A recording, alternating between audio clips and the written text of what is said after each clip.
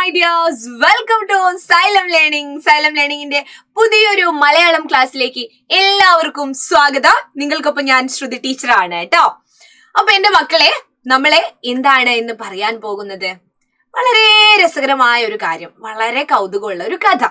അതാണ് എന്റെ മക്കളോട് ഇന്ന് ടീച്ചർക്ക് പറയാനുള്ളത് കേട്ടോ. അതിനു മുൻപ് പൃഥ്വി ബാച്ചിനെ പറ്റി നിങ്ങൾ കേട്ടിട്ടുണ്ടോ? നമ്മുടെ സൈലം ലേണിംഗിലുള്ള പുതിയൊരു ബാച്ചാണ്. 5ാം ക്ലാസ്സിലെ മിടുക്കന്മാർക്കും മിടുക്കികൾക്കും വേണ്ടിയിട്ട് നമ്മൾ സൈലം സ്റ്റാർട്ട് ചെയ്ത പുതിയൊരു ബാച്ചാണ്. ഒരുപാട് പേര് അഡ്മിഷൻ എടുത്തു കഴിഞ്ഞു, ക്ലാസ്സുകൾ തുടങ്ങിക്കഴിഞ്ഞു.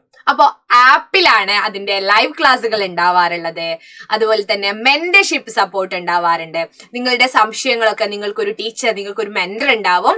അപ്പോൾ അവര് മുഖേന ഞങ്ങളോട് ചോദിക്കുകയും നിങ്ങളുടെ സംശയങ്ങൾക്കൊക്കെ ഞങ്ങൾ കൃത്യമായിട്ട് മറുപടി തരികയും ചെയ്യുന്നതാണ് കേട്ടോ. അതുപോലെ തന്നെ സ്റ്റഡി മെറ്റീരിയൽ വളരെ കൃത്യമായിട്ട് ലൈവ് ക്ലാസ് കഴിഞ്ഞ ഉടനെ തന്നെ നിങ്ങൾക്ക് സ്റ്റഡി മെറ്റീരിയൽ എത്തും. അപ്പൊ 5ാം ക്ലാസ്സിലെ പഠനം ഉഷാറാക്കാൻ വേണ്ടിയിട്ട് എല്ലാവരും ജോയിൻ ചെയ്യാത്തവര് ഇന്ന് തന്നെ നമ്മുടെ പൃഥ്വി ബാച്ചിൽ ജോയിൻ ചെയ്യേണ്ടതാണ് കേട്ടോ. അപ്പൊ നമുക്കൊന്ന് പറയാം അല്ലെ, നമുക്ക് പഠിക്കാനുള്ള യൂണിറ്റ് എന്ന് പറയുന്നത് 2ാമത്തെ യൂണിറ്റ് ആണ്, പ്രകാശം പരത്തുന്നവർ അല്ലെ. പ്രകാശം എന്ന് പറഞ്ഞാൽ എന്താടാ? എന്താണ് പ്രകാശം എന്ന് പറഞ്ഞാൽ? പ്രകാശം എന്ന് പറഞ്ഞാൽ ലൈറ്റ് അല്ലെ, വെളിച്ചമാണ് അല്ലെ. ലൈറ്റ് ആണ്, ലൈറ്റ്, വെളിച്ചം അല്ലെ. നമ്മുടെ ജീവിതത്തില് പ്രകാശം പരത്തിയവരെ പറ്റി നിങ്ങൾ ഓർക്കാറുണ്ടോ? അല്ലെങ്കിൽ നിങ്ങളുടെ ജീവിതത്തില് ഏതെങ്കിലും സന്ദർഭത്തിലൊക്കെ ഒരു സഹായമായിട്ട് അല്ലെങ്കിൽ ഒരു വെളിച്ചമായിട്ട് നിങ്ങളെ നയിച്ച ആരെങ്കിലും ഉണ്ടോ? തീർച്ചയായും പാരന്റ്സ് ആയിരിക്കും അല്ലെ, കൂടുതൽ അല്ലെ. അച്ഛൻ, അമ്മ, അങ്ങനെ പല ഉത്തരങ്ങൾ ഉണ്ടാവും. അതുപോലെ ടീച്ചേഴ്സ്, പിന്നെ ഏതെങ്കിലും ഒരു വ്യക്തി നിങ്ങളുടെ ജീവിതത്തിൽ എന്താവാറുണ്ട്? പ്രകാശമാകാറുണ്ട് അല്ലെ. അതുപോലെ നിങ്ങൾക്ക് മറ്റൊരാളുടെ ജീവിതത്തില് പ്രകാശമാകാൻ താല്പര്യമില്ലേ? ഇല്ലേ? അല്ലെ, എനിക്ക് ആഗ്രഹമുണ്ട് കേട്ടോ. ഞാനിപ്പോ എന്റെ ജീവിതം മാത്രം ഇങ്ങനെ ജീവിച്ചു തീർക്കാതെ എനിക്ക് മറ്റുള്ളവർക്ക് എന്തെങ്കിലുമൊക്കെ ചെയ്യണം, മറ്റുള്ളവർക്ക് വേണ്ടിയിട്ട്. ഞാൻ കാരണം അവർക്ക് എന്തെങ്കിലും ഒരു നന്മ ഉണ്ടാവണം, എന്തെങ്കിലും ഒരു ഉപകാരം ഉണ്ടാവണം എന്നൊക്കെ ഞാൻ ചിന്തിക്കാറുണ്ട് കേട്ടോ. നിങ്ങൾ അങ്ങനെ ചിന്തിക്കാറുണ്ടോ? നമ്മൾ അങ്ങനെ ചെയ്യുമ്പോഴാണ് ജീവിതത്തിനൊരു അർത്ഥമൊക്കെ ഉണ്ടാവുന്നത് അല്ലെ. അങ്ങനെ ഒരുപാട് പേര് നമുക്ക് വേണ്ടി അല്ലാതെ സ്വയം അല്ലാതെ മറ്റുള്ളവർക്ക് വേണ്ടി ജീവിച്ചു മരിച്ചു പോയവരുണ്ട് അല്ലേ. അവരെ നമ്മൾ എന്നും ഓർക്കാറുണ്ട് അല്ലേ. നമ്മളിപ്പോ ഒരു ഉദാഹരണത്തിന് മദർ തെരേസയ്ക്ക് എന്ത് ചെയ്യാമായിരുന്നു? ഞാൻ എന്റെ ജീവിതം മാത്രം നോക്കി, ഞാൻ എന്റെ കാര്യങ്ങൾ മാത്രം നോക്കി നിന്നാ മതി എന്ന് തീരുമാനിക്കുകയാണെങ്കിൽ മദർ തെരേസ അല്ലെ, ലോകം തന്നെ അമ്മ എന്ന് വിളിക്കുന്ന മദർ തെരേസയെ നമുക്ക് കാണാൻ പറ്റുമായിരുന്നോ?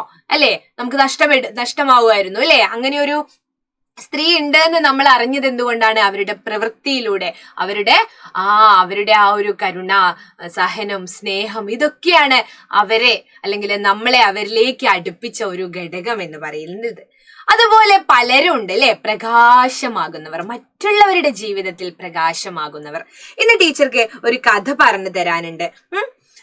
നിങ്ങൾക്ക് കഥ കേൾക്കാൻ ഇഷ്ടല്ലേ? ഞാൻ പറയാണേ. ഒരു വൃദ്ധ ബ്രാഹ്മണൻ കർണനെ കാണാൻ ചെന്നു. ആരാണ് കർണൻ? കർണൻ എന്ന് പറയുന്നത് ആരാണ്? കർണൻ എന്ന് പറയുന്നത് സൂര്യഭഗവാന് കുന്തിദേവിയിലുണ്ടായ പുത്രനാണ് കേട്ടോ. സൂര്യദേവിയുടെയും കുന്തിദേവിയുടെയും പുത്രനാണ് ആര്? കർണൻ. അങ്ങനെ വൃദ്ധ ബ്രാഹ്മണൻ കർണനെ കാണാൻ ചെന്നു. ഈ വൃദ്ധനായിട്ട് പോയത് ആരാണെന്നറിയോ? നമുക്ക് നോക്കാം. എനിക്കങ്ങ് ഒരു സഹായം ചെയ്യണം. വൃദ്ധ ബ്രാഹ്മണൻ ആരോട് അപേക്ഷിച്ചു? നമ്മുടെ കർണനോട് അപേക്ഷിക്കുകയാണ്. പുഞ്ചിരി തൂക്കിക്കൊണ്ട് കർണൻ പറഞ്ഞു, അങ്ങയുടെ വേഷമാറ്റം എന്നെ കബളിപ്പിക്കുകയില്ല. അങ്ങ് ഇന്ദ്രനാണെന്ന് എനിക്കറിയാം. ആട്ടെ, അങ്ങേക്ക് വേണ്ടത് എന്താണ്? ഞാൻ തരാം. അങ്ങേക്ക് എന്താണ് വേണ്ടത്? ഞാൻ തരാമെന്ന് കർണൻ ആരോട് പറയും? ആ വൃദ്ധ ബ്രാഹ്മണനോട്. ആ വൃദ്ധ ബ്രാഹ്മണൻ ആരായിരുന്നു? ഇന്ദ്രദേവൻ അല്ലെ, ദേവന്മാരുടെ ദേവേന്ദ്രൻ അല്ലെ. ദേവന്മാരുടെ ആരാണ്? രാജാവാണ് അല്ലെ, ദേവേന്ദ്രനാണ്. ഇന്ദ്രനാണ് വേഷം മാറി വൃദ്ധ ബ്രാഹ്മണന്റെ വേഷത്തില് എവിടെ എത്തുന്നത്? നമ്മുടെ കർണന്റെ അടുത്ത് എത്തുന്നത്. എന്നിട്ട് എന്താണ് ചോദിക്കുന്നത്? എനിക്ക് അങ്ങയുടെ പടച്ചട്ടയും കുണ്ഡലങ്ങളും വേണം. കർണൻ ജനിച്ചപ്പോ തന്നെയുള്ള ജന്മനാ ഒരു പടച്ചട്ടയും കുണ്ഡലങ്ങളോടുകൂടിയാണ് കർണൻ ജനിച്ചു വീണത്. ഉടുപ്പ്, അങ്ങനെ കർണന് ഒരു പ്രത്യേകതയുണ്ട് കേട്ടോ. ജനിച്ചു വീണപ്പോ തന്നെ കർണൻ പടച്ചട്ടയോടും കുണ്ടലങ്ങളോടും കൂടി ജനിച്ചു വീണ ഒരാളാണ് കർണൻ. അപ്പോ അത് ജന്മന അദ്ദേഹത്തിന് ഉള്ളതാണ്. അപ്പൊ അതിനു വേണ്ടിയാണ് ആര് ചോദിക്കുന്നത്? വൃദ്ധ ബ്രാഹ്മണന്റെ വേഷത്തിലെത്തിയ ഇന്ദ്രൻ ചോദിക്കുന്നത്. അപ്പൊ നമ്മുടെ ഇന്ദ്രൻ ഇങ്ങനെ ആവശ്യപ്പെട്ടപ്പോ ഒട്ടും സംശയിക്കാതെ കർണൻ അവ ഊരിയെടുത്ത് നൽകി. താൻ മരിക്കുമെന്നറിയാമെങ്കിലും ആ പടച്ചട്ടയും തന്റെ ആ പടച്ചട്ടയും കുണ്ടലങ്ങളൊക്കെ ഉപേക്ഷിച്ചു കഴിഞ്ഞാല് എന്താണ്, അദ്ദേഹം മരിക്കും. മീൻസ് അത് കയ്യിലുണ്ടെങ്കിൽ മാത്രമാണ്, അല്ലെങ്കിൽ അത് ശരീരത്തിൽ ഉണ്ടെങ്കിൽ മാത്രമാണ് അദ്ദേഹത്തിന് എന്തുള്ളൂ, ജീവന് സംരക്ഷണമുള്ളൂ എന്നാണ് അദ്ദേഹത്തിന് കിട്ടിയ വരം.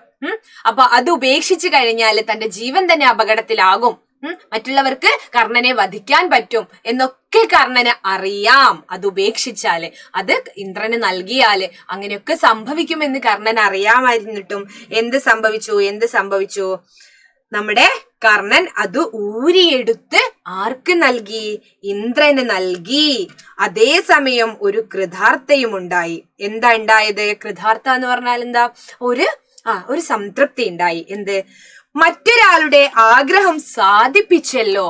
ആരുടെ? നമ്മുടെ ഇന്ദ്രദേവന്റെ ആഗ്രഹം സാധിപ്പിച്ചല്ലോ. ഇന്ദ്രൻ വന്ന കാര്യം നേടി. ഇന്ദ്രന് വന്ന കാര്യമൊക്കെ കിട്ടി, അതിൽ സന്തോഷവും ഉണ്ടായി. അതേസമയം കർണനോട് അതിയായ അഭിനന്ദനം തോന്നുകയും ചെയ്തു. എന്തൊരു ത്യാഗബുദ്ധിയായിരുന്നു അത്! ഇന്ദ്രന് കർണനോട് എന്താണ്? കർണന് സന്തോഷായി, പിന്നെ ഇത് കൊടുത്തല്ലോ, ഇന്ദ്രദേവന്റെ ഒരു ആഗ്രഹം സാധിപ്പിച്ചല്ലോ. അങ്ങനെ ഇന്ദ്രന് അത് കിട്ടി. പടച്ചട്ട കുണ്ടലങ്ങളും ഊരി നൽകി. എന്നിട്ടോ ഇന്ദ്രനോട് വളരെ ഒരു ബഹുമാനം, അല്ല കർണനോട് വളരെ ഒരു ബഹുമാനം നമ്മുടെ ഇന്ദ്രന് തോന്നുകയാണ്. മരിക്കും എന്ന് ഉറപ്പാണ് അല്ലെ. ഇതില്ലെങ്കിൽ കർണൻ ഈ സംഭവം, ഈ കുണ്ടലങ്ങളും പടച്ചട്ടയും ഇല്ലെങ്കിൽ കർണന്റെ ജീവൻ തന്നെ അപകടത്തിലാണ് എന്നറിഞ്ഞിട്ടും ആരിത് കൊടുത്തു? കർണൻ ഇത് ഇന്ദ്രന് നൽകി. അത് കണ്ടപ്പോ തന്നെ വളരെ ഒരു അഭിനന്ദനമൊക്കെ തോന്നുകയാണ്, കർണനോട് ഒരു ബഹുമാനമൊക്കെ തോന്നുകയാണ്. ആർക്ക്? ഇന്ദ്രന്. എന്തൊരു ത്യാഗബുദ്ധിയായിരുന്നു അത്!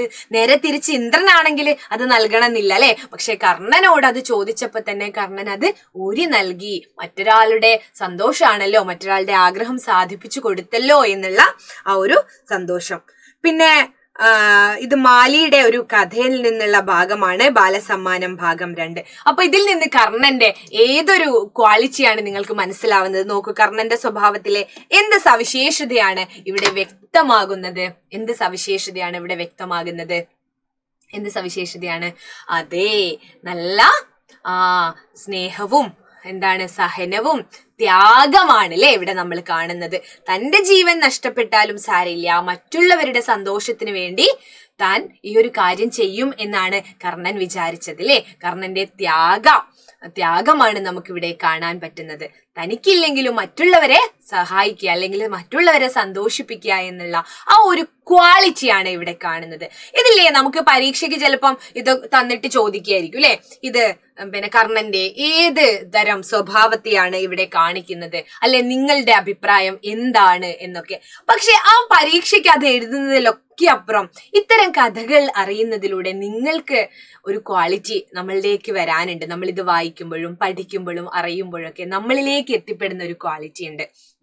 ഈ ഒരു യൂണിറ്റിൽ തന്നെ നമ്മൾ പഠിക്കുന്ന അടുത്ത കവിത എന്ന് പറയുന്നത് ഏതാണ്? മരണമില്ലാത്ത മനുഷ്യൻ, അക്കിത്തത്തിന്റെ ഒരു കവിതയാണ്. അതിലും പറയുന്നത് സ്വാതന്ത്ര്യ സമര സേനാനികളെ പറ്റിയും, അല്ലെങ്കിൽ സേനാനിയായ ഒരു അദ്ദേഹം നമ്മുടെ ജീവിതത്തില് അത്രമേൽ നമ്മൾ അവരെയൊക്കെ കണ്ടു വളരണം, പഠിക്കണം, കഥകളൊക്കെ അറിയാൻ വേണ്ടിയിട്ടാണ് ഈ ഒരു യൂണിറ്റില് ഇത്തരം കഥകൾ ഉൾപ്പെടുത്തിയിരിക്കുന്നത്. അപ്പൊ എന്താണ് നമ്മള് ഇത് ചിന്തിക്കേണ്ടത്? ഈ കർണന്റെയും ഇന്ദ്രന്റെയും കാലത്തിലേക്കൊന്നും പോകാനല്ല, നമ്മൾ സിമ്പിൾ ആയിട്ട് സ്കൂളിലെ കാര്യം എടുക്കാം. സ്കൂളിൽ നിന്ന് ഒരു കുട്ടി, നമ്മളിപ്പോ പത്രത്തിലും ഇതിലൊക്കെ കാണാറുണ്ടല്ലോ അല്ലെ. എന്താണ് കാണാറുള്ളത്? ഒരു കുട്ടിയെ, അല്ലെങ്കിൽ കാലിന് വയ്യാത്ത ഒരു കുട്ടിയെ സഹപാഠി സ്കൂളിലേക്ക് എടുത്തു കൊണ്ടുപോകുന്നതും അവന്റെ കാര്യങ്ങളൊക്കെ, അല്ലെങ്കിൽ വണ്ടിയിൽ അവനെ ഉന്തിക്കൊണ്ടുപോകുന്നത്, തന്റെ കൂടെ തന്നെ നിർത്തിക്കൊണ്ട് ചേർത്ത് പിടിച്ചു പോകുന്ന ഒരു സുഹൃത്തുക്കളുടെ കഥ നമ്മൾ ഈയിടെ വായിച്ചിട്ടുണ്ടായിരുന്നു. പലപ്പോഴായിട്ട് പലതായിട്ട് വരാറുണ്ട്, അങ്ങനെ വായിച്ചിട്ടുണ്ടായിരുന്നു അല്ലെ. അപ്പോ അത്തരം കാര്യങ്ങൾ തന്റെ സുഹൃത്തിന് തനിക്ക് എന്ത് നൽകാനാവും? അല്ലെങ്കിൽ തന്റെ നാട്ടിലുള്ള ഒരാൾക്ക് ഒരാൾക്ക് ഒരു വയ്യാത്ത ഒരു രോഗിയെ തനിക്ക് എങ്ങനെ സഹായിക്കാനാവും? സാമ്പത്തികം കുറഞ്ഞ ഒരു കുട്ടിക്ക് എനിക്ക് കിട്ടുന്നതിൽ നിന്നും ഒരു പങ്ക് ആ കുട്ടിക്കും കൊടുത്താലേ ആ കുട്ടിക്കും കൂടെ പഠിക്കാൻ പറ്റുമല്ലോ എന്ന് തുടങ്ങിയ ചിന്തകളൊക്കെ നമ്മളിലേക്ക് എത്തുമ്പോഴാണ് നമ്മൾ എന്തായി മാറുന്നത്? നമ്മൾ നല്ലൊരു മനുഷ്യനായി മാറുന്നത് അല്ലേ? നമ്മുടെ ജീവിതം നമ്മുടെ ജീവിതം നല്ല തിളക്കമുള്ളതാക്കാൻ വേണ്ടിയിട്ട്, നമ്മൾ മറ്റുള്ളവർക്ക് പ്രകാശമായി മാറാൻ വേണ്ടിയിട്ടാണ് ഇത്തരം കഥകളൊക്കെ നമ്മൾ പഠിക്കുന്നത്. അല്ലാതെ ഇതൊന്ന് പഠിച്ച് പരീക്ഷയ്ക്ക് ഫുൾ മാർക്ക് വാങ്ങിയത് കൊണ്ട് മാത്രം കാര്യമുണ്ടോ? ഇല്ല അല്ലെ? നമ്മൾ ജീവിതത്തിലും എന്താവണം? മറ്റുള്ളവർക്കൊരു വെളിച്ചമാവണം. ആ സമയത്ത് നമ്മൾ എന്ത് ചെയ്യും? നമ്മൾ ഈ ഭൂമിയിൽ നിന്ന് കുറെ കാലം കഴിഞ്ഞാൽ ഈ ഭൂമിയിൽ നിന്ന് ഇല്ലാതാവും. അപ്പൊ നമ്മൾ ഇവിടെ അടയാളപ്പെടുത്തിയിട്ട് പോണം. നമ്മൾ എന്താവണം? മറ്റുള്ളവരുടെ മനസ്സിൽ ഒരു വെളിച്ചമായി എന്നും നിലനിൽക്കണം. അങ്ങനെയാണ് നമ്മൾ ചെയ്യേണ്ടത് അല്ലേ? അപ്പോഴാണ് നമ്മുടെ ജീവിതത്തിനൊക്കെ ഒരു അർത്ഥമുണ്ടാവുന്നത്. അപ്പൊ കർണന്റെ സ്വാർത്ഥതയില്ലായ്മയും ദാന സ്വഭാവവും ദീനദയാലുത്വം, വേദന സഹിക്കാനുള്ള കഴിവ്, അപാരമായ ധൈര്യം, സഹനശക്തി, അത്യന്തം പൗരുഷം എന്നിവയാണ് കർണനെ മറ്റുള്ളവരിൽ നിന്നും വ്യത്യസ്തനാക്കുന്നത്. കർണൻ എന്ന് പറയുന്നത് സൂര്യദേവന്റെയും കുന്തിയുടെയും പുത്രനായിരുന്നു കേട്ടോ. പക്ഷെ ആ ഒരു സൗഭാഗ്യത്തോടു കൂടി ഒന്നും കർണന് ജീവിക്കാൻ പറ്റിയില്ല എന്നതാണ് ഒരു സങ്കടകരമായ കാര്യം എന്ന് പറയുന്നത്. ജീവൻ കളഞ്ഞു കീർത്തി വരിച്ച മഹാനാണ് കർണൻ അല്ലേ? എന്താണ് നമ്മളിപ്പോ തന്നെ പറഞ്ഞില്ലേ, ആ പടച്ചട്ടയും ഇതും ഉപേക്ഷിച്ചു കഴിഞ്ഞാൽ അദ്ദേഹത്തിന്റെ ജീവൻ തന്നെ അപകടത്തിലാവും എന്ന് പറഞ്ഞിട്ടും ഇന്ദ്രദേവന് എന്തു കൊടുത്തു? തന്റെ പടച്ചട്ടയും കുണ്ടലങ്ങളും കൊടുക്കുകയാണ് കർണൻ ചെയ്തത് അല്ലേ? മഹാനായ ഒരു വ്യക്തിയായിരുന്നു കർണൻ. കർണനെ എല്ലായ്പ്പോഴും ഓർമ്മിക്കപ്പെടേണ്ട ഒരു വ്യക്തിത്വമാണ് കർണന്റേത്, നമ്മൾ മഹാഭാരതത്തിൽ എടുത്തു നോക്കുകയാണെങ്കിൽ. അപ്പോ എന്താണ് ഇന്ന് ടീച്ചർക്ക് ഇത്രയാണ് പറയാനുള്ളത്. അപ്പൊ ടീച്ചർ മരണമില്ലാത്ത മനുഷ്യൻ എന്ന് പറയുന്ന അക്കിത്തത്തിന്റെ കവിതയുമായിട്ട് ഇന്ന് വൈകുന്നേരം ഈ ലൈവിൽ വരുന്നുണ്ട്. അപ്പൊ മക്കൾ എല്ലാവരും ലൈവ് കൃത്യമായിട്ട് കാണണം, വരുന്ന വീഡിയോസും ഒക്കെ കാണണം കേട്ടോ. അപ്പൊ എന്താണ്, നമുക്ക് അടുത്ത മറ്റൊരു ക്ലാസ്സിലെ മറ്റൊരു വീഡിയോ ആയിട്ട് കാണാം. അതുവരേക്കും bye bye. It's me Shruti Vaishakh from Xylem Learning.